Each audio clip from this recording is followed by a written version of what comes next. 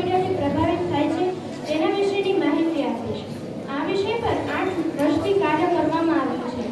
આ સંશોધનમાં 9 થી 13 વર્ષના બાળકોનો સમાવેશ કરવામાં આવ્યો હતો અને આ સંશોધનના પરિણામરૂપ સાબિત થયું છે કે કિશોરોમાં વધતા જતા ડિપ્રેશનનું કારણ એ સોશિયલ મીડિયા છે.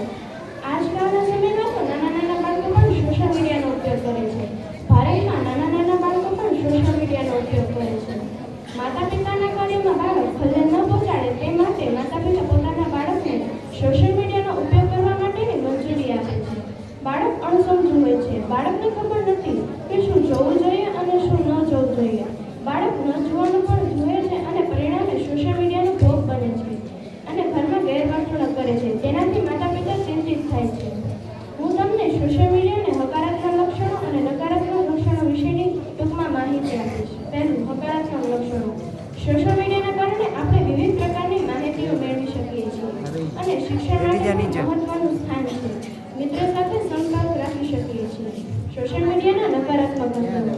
પહેલું, ઊંઘતા પહેલા વધારે પડતું સોશિયલ મીડિયાનો ઉપયોગ કરવાથી બાળકમાં અનિદ્રા જેવા પ્રોબ્લેમ ઊભા થઈ શકે છે. ADHD જેવા લક્ષણો જોવા મળે છે અને બાળક શારીરિક પરિશ્રમ કરતું નથી.